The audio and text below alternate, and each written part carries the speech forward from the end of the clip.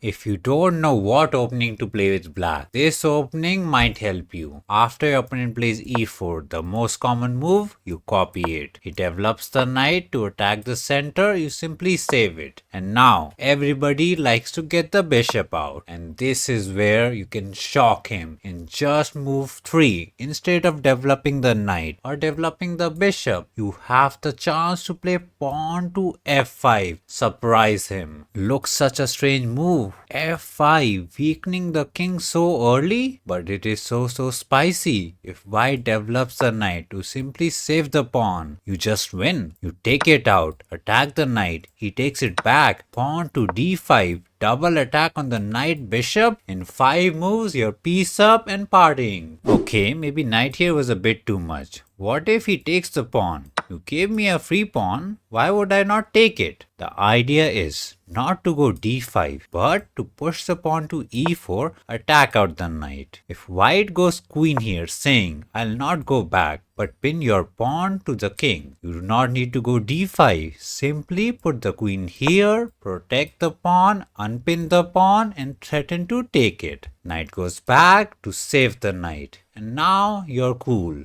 Develop your knight. This pawn in the center so annoying, covering f3. The knight cannot go out. So maybe push the pawn to here, trade it out to help out the knight. And this is a massive blunder, because your other knight can hop into d4, attack the queen, threaten to take on c2 to fork the king and win the rook. Queen goes back to keep the pawn protected, but nobody can save the pawn. You sacrifice the pony to win the rook. Queen takes knight. Look at this. The queen and the king are on the same side. Take the pawn. Queen attacks the king and you win the queen. So after takes, push. Maybe queen here was a bit too much. Let's simply go back. Not so bad, right? Again, continue developing your f knight and then get the juicy d5. Center is yours. One day you'll take this pawn. White saves the bishop. You simply take the f5 pawn. He takes it, you take back with the knight. Knight is looking at f2, your bishop is ready. And remember the advantage of playing f5. When you castle, the rook would be on the f file. Knight comes out, bishop comes out, looking at f2, castle, and the position is so easy for black. Knight in the center, bishop on this diagonal, rook on the f file. And there is a juicy tactic. If he plays a normal looking move like knight here, trade this knight for your good knight. You sacrifice the knight on f2. He takes, you take, he takes. One knight sacrifice, not enough.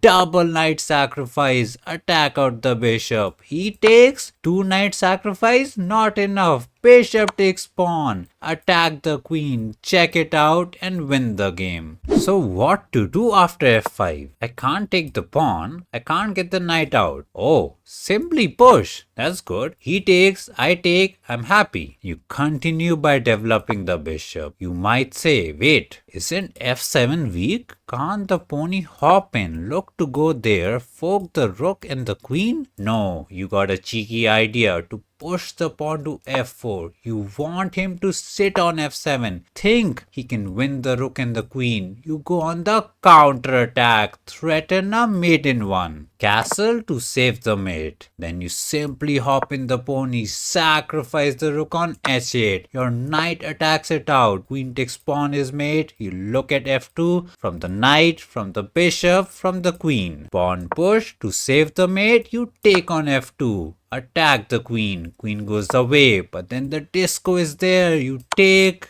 move this and game over. So white needs to take away the knight. You take, king in the corner. It might seem one queen and one bishop not enough to deliver the mate, but the winning way is to push the pawn to f3, threaten a mate in one. Queen takes pawn is not there, queen g1 is mate. And if he takes, you sacrifice another pawn in the center, double pawn sacrifice. He takes, the plan is to bring this bishop into the attack. Nobody can save this mate, that mate, and the game is over. So knight here takes d3, nothing worked out. There got to be a way, right? Yes. The best way for white here is to push the pawn to d4. After black takes it, again, it's not so easy for white. If he simply takes the f5 pawn, black is once again happy. He gets d5, kicks the bishop, takes f5, develops, and black is happy again. What about taking the center pawn? That looks reasonable. Black is still happy. Get the knight to f6. Development is the key. Taking on f5 seems so normal. Knight on f5, looking good. I remove the pawn, I'm happy? No. Black has d5 break, attacking the pawn, the bishop, and the dragon attacks the knight. Pawn takes the pawn, you take the knight, he takes the knight, and now you do not take back, but first take out the queen. Castle it out with a check.